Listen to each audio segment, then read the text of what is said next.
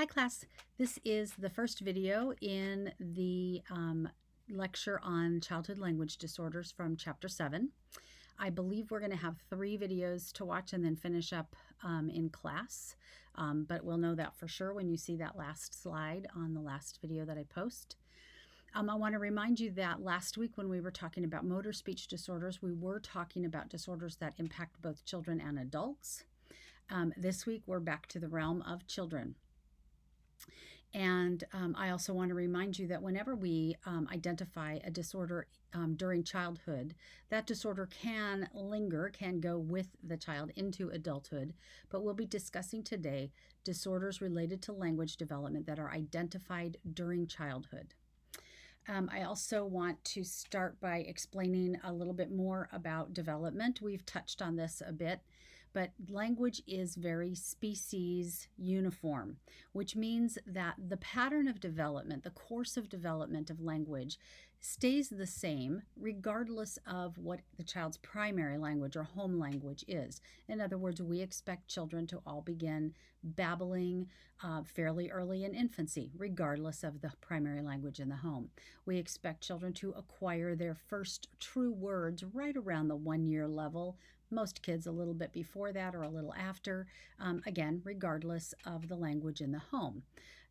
Some languages are made up of and emphasize different kinds of words, so we don't expect that every child will say the same category of word as their first set of words. However, they will start saying their first true words right around the 1-year mark. We consider a child's language disordered if their comprehension or their expression of language is significantly different from what we would expect for their same age peer group. And that expressive disorder can happen either in their spoken language, their written language, or whatever symbol system they are using. So, for example, a child who is hearing impaired or deaf and is using American Sign Language may also have a language disorder, but it's going to demonstrate itself or exhibit itself within their communicative system. These disorders can occur across the areas of content, form, and use. They can be specific to one area, or they can cross all of those areas. So a child's language development is considered disordered again if it is not consistent with what is typically seen in children of a similar age and similar linguistic background. And again, it can affect written or spoken language or any other symbol system. Now, the definition of disorder here involving language is it's theoretical. In other words, there is not an absolute cut in stone set of symptoms or characteristics that are true for any label we may put on this disorder. A better way to explain that maybe is as you're learning all of these different categories of disorder for language, just remember that a child sitting in front of you is an individual, and they will display that disorder in different ways from the child you may see the next day or the child you saw the day before. So one of the things we have to look at in identifying disorder is three specific areas. We have to look at what are the functional consequences of this child's apparent limitations in language. So what is the extent to which it is impacting adversely their social participation, their psychological development, and their educational progress? So those are functional kind of consequences. How is it impacting their participation with their peers or their participation within their family, their ability to access the curriculum, a term that we may have mentioned earlier, but is a term you will always hear if you're working in a school system, meaning how well is the child able to participate with the curriculum standards that they're learning. Then we look, so that's one area. Then we look at, is this language disorder or is it a language difference? Again, this could be related to cultural norms for a child who has a language other than English as their primary language. But it also can be cultural expectations for language, even within one language group. The way we do that is we use tests that are sensitive to what this child's primary language is. We use testing procedures. So we're looking at disorder versus difference. And then the third area we have to look at is what is the meaning of significant? A child and then into adulthood may have some area of language weakness, but is it significant enough to be having that functional consequence or that academic consequence? So we have to always consider the significance of the disorder we're looking at for that individual.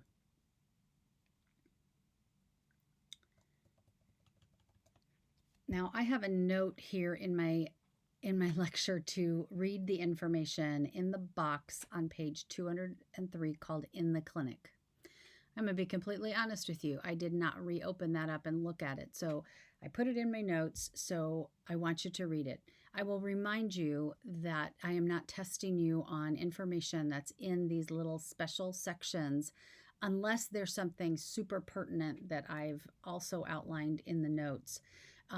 But if I put it in there in my lecture to remind you, it's because it's good information to help you have better understanding of the content or even a better just insight into what we're doing as speech pathologists within this subject area. So please remember to read that box. So some terminology. Now I sent a vocabulary sheet. I posted a vocabulary sheet on titanium. Again, remember if I've taken the time to do that you can, it's a pretty safe bet. Those are terms that are really important to me and they're really important to your understanding of this. So don't neglect to take a look at those, and we will probably cover many of them here during the lecture, but I thought it was important enough to provide those for you. Just some terminology that is kind of synonymous, and so this is just hang on for the ride here for a moment. The terms language delay, language impairment, language disability, language learning disability. Those terms are used very synonymously in the literature of the field. So in research papers, in conversation among your peers at the when you have graduated and you're out, your career level peers, you'll hear those terms thrown around, and they really should not be used synonymously. They do have different shades of meaning. If you were to go back 40 years into the literature, and there may be a time that you're looking at literature, research literature that old when you're doing projects, you may come across the terms childhood aphasia and language deviance. When I was first starting my undergrad program, those were the terms that were still being commonly used. They should not be for a number of reasons, but I want you to be aware, you may see them in old research literature. So let's look at some of the shades of meaning of those first four that I mentioned. Language delay. Whenever you see the term delay, it implies that the course of development is stable. This child is developing language from babbling to single words to two-word phrases to then three-word phrases and on in the same pattern as we would expect for typical development. They're just doing it at a slower pace. So that term isn't really specific enough of a term to be used to describe any language impairment. It could be applied to a child who's a late talker, perhaps, but again, it's just not specific enough to be a diagnostic term. True late talkers, by the way, will catch up with their peers between the ages of 3 and 4 years of age. So these are kids with no other known impairment that would suggest that there's a language component coming along with it, but who demonstrate this delay in development a bit, but they also demonstrate age-typical comprehension of language. They are truly just late talkers. And you'll see later when we get to another term that comes into play in a diagnostic category. So, again, that's the term language delay. The terms language disorder or language impairment are the most accurate and currently preferred terms.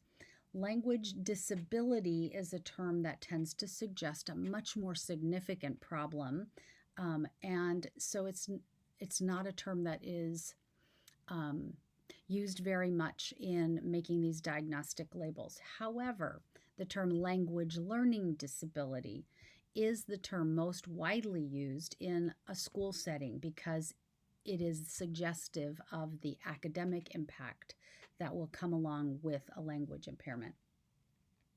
The term specific learning disability, we've talked about this a little bit previously, I believe, in the chapter on development. Specific learning disability is the term preferred by IDEA. I'll tell you again what that acronym means, the Individuals with Disabilities in Education Act. It is also the term used in the DSM-5. So let me tell you what the DSM-5 is. DSM is the acronym that stands for Diagnostic and Statistical Manual of Mental Disorders. And it's called 5 because this is the 5th edition. So specific learning disability, that is the term that's used in that manual. Now, if you're working in a private setting, in a private clinic, a hospital setting where you're doing diagnosis of learning of language disabilities, you would be referring to the DSM-5 for your descriptive diagnostic statement. On IEPs within the public school, SLD is that specific learning disability.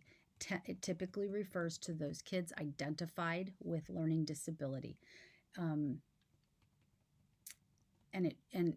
in the area of language, it would also apply to those children with learning disabilities in the area of short-term memory or visual processing, auditory processing. They're all going to just get lumped together as specific learning disability, okay? Some other terms. A primary language impairment. This is a significant impairment in language in the absence of any other developmental disability. So it's primary. It's of most importance, put it that way. This is 7 to 10% of school-age children present with some level of primary language impairment. Over 1 million children in the United States receive services because of either speech or language impairment. And so I want you to know that term, primary language impairment, significant impairment in the absence of anything else that might better explain this child's level of disability. So the term secondary language impairment means that language impairment is the result of or comes along for the ride with some other intellectual or developmental disability. So, for example, our children with Down syndrome, language is secondary to their primary disability of Down syndrome. Our children with autism spectrum disorder, language is secondary impairment. It comes along for the ride. It's part of the symptom mix that we expect with children with autism spectrum disorder. Now, your textbook says that 1 in 88 children in the United States are currently diagnosed with autism spectrum disorder. Well, your textbook is old and hasn't been updated in a while. The CDC, the most recent update on autism spectrum disorder, which I believe was done in this year, 2020, it may have been just slightly based on research done in 2019, is 1 in 54 children in the United States is diagnosed with autism spectrum disorder. Our previous version of our textbook, so I think you guys have the 3rd edition. In the 2nd edition, it was 1 in 400. So you can see the huge increase in that diagnosis, and we will talk about that when we get to our discussion on autism and why that has happened, and it's not immunizations. 2% of children in the United States have language disorder that comes along secondary to head injury. So you can see secondary language impairment means that communication or language impairment is coming along with a different primary disability. So how do we classify language disorder? What systems do we use? Well, the first system is etiology, and we've talked about this before. Etiology is a word that means cause.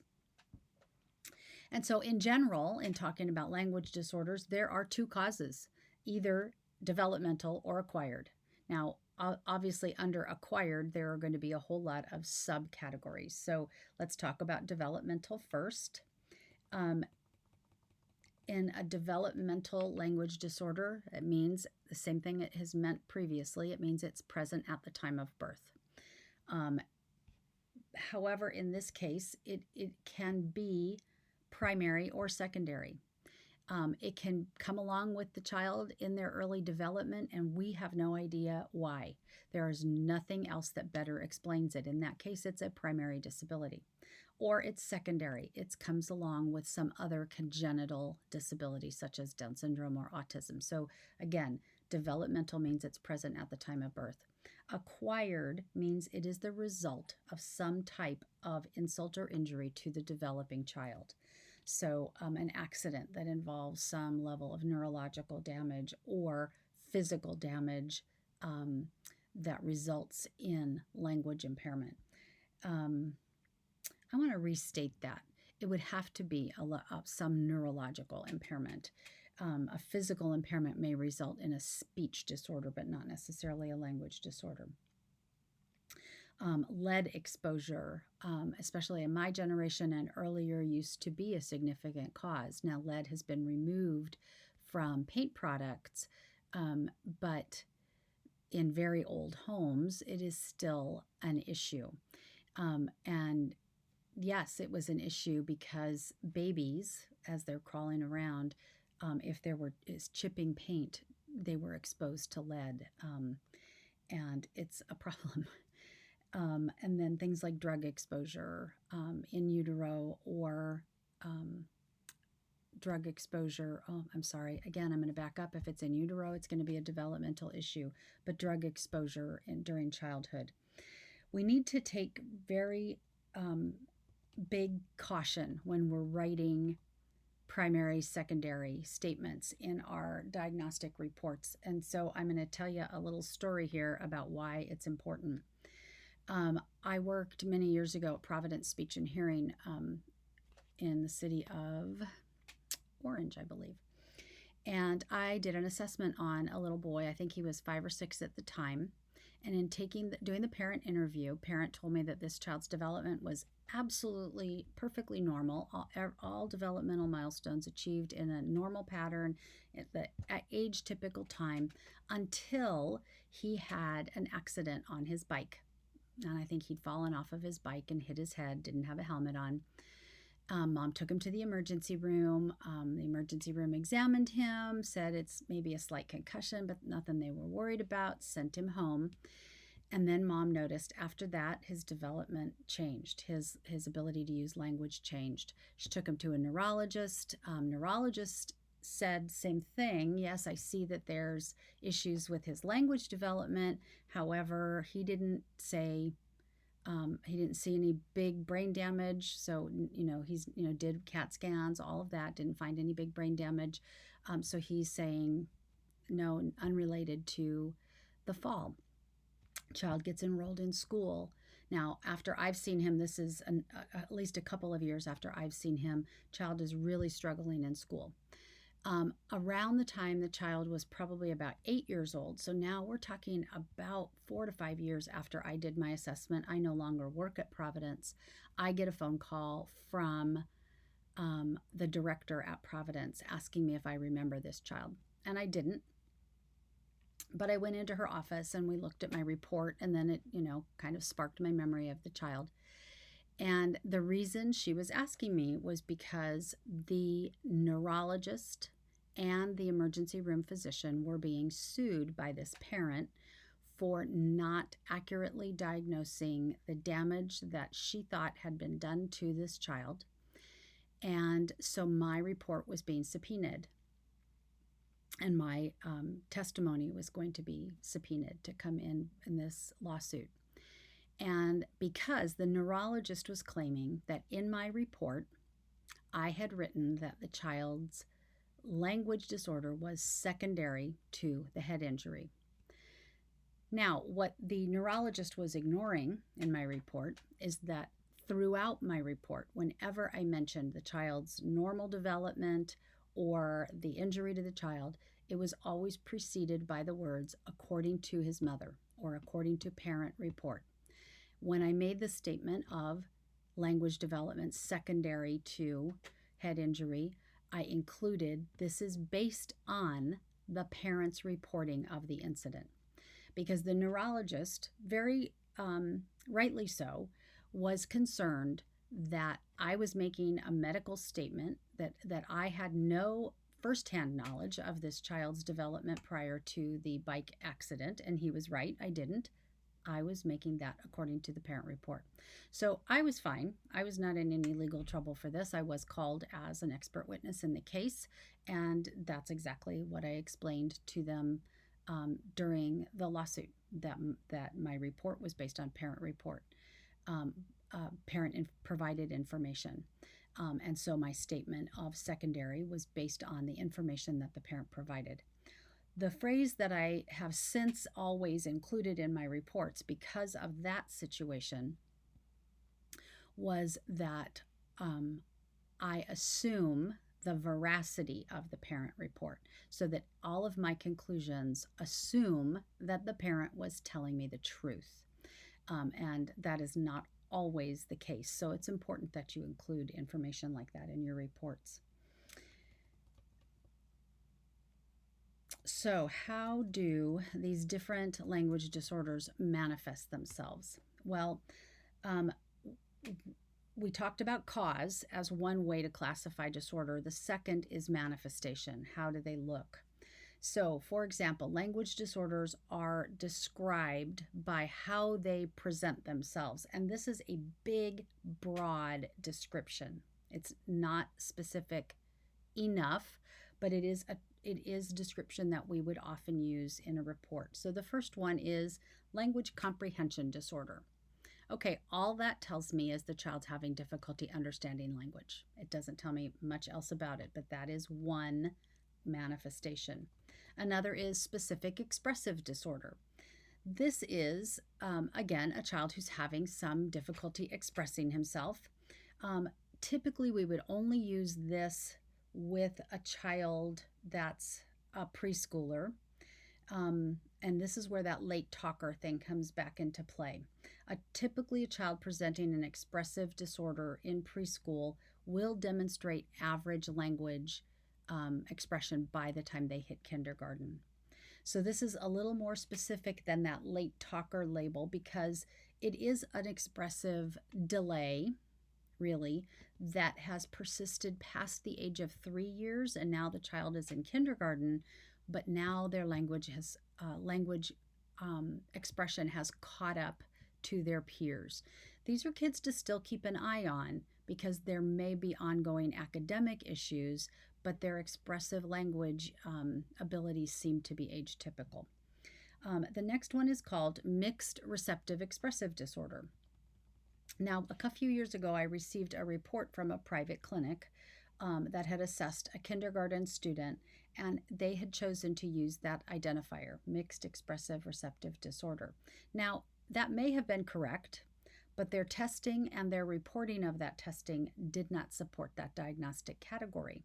The reason I'm telling you that or sharing that with you is just to highlight that landing on one of these broad areas of language disorder doesn't often adequately describe the presenting issues or how the child's language is actually presenting itself. In those above 3 manifestations, we would have to then go on to state which of the 3 areas of language or which combinations of those 3 areas are affected: content, form, and use. If you remember, content is the meaning expressed through language, so we describe that as vocabulary and semantics. Form are those areas of structure within language, so morphology, syntax, and phonology. And then use, how language is used in social contexts, the pragmatics of language. If the disorder is affecting only one domain, so just content or just form, it's called a focal disorder, F-O-C-A-L, I believe that's on your vocabulary sheet. If the disorder is affecting two or all of those domains, multiple domains, it is a diffuse disorder. Children whose language appears to have resolved itself and be within the expected developmental range when they enter school will likely face different challenges in school because of the unique language demands in the academic setting. Language disorders can persist across a lifetime. So when I get an incoming kindergartner with services that are carrying over from preschool, even if they look like those language issues have resolved, I am most likely going to keep them on my caseload through the end of their kindergarten year to see if that language disorder is now manifesting itself in academic concerns. The third way that we classify language disorders is based on their severity. So again, we use the same descriptors: mild, moderate, severe to profound. So many students, for example, in a public school special day classroom, they're classified as in the mild to moderate to profound range or to severe range. At the school site that I was most recently the full-time speech path providing all services at, my students were in the profound, moderate to profound range. Children on my caseload who are in general education classes but receiving support for language goals are all in the mild range of impairment. Sometimes squeaking up to that moderate range, but beyond that, they would be having significant academic issues that would require a more inclusive setting. All right, that's where we're going to end this part one of our lecture, and next time we will get on to much more specific defining characteristics of language disorders.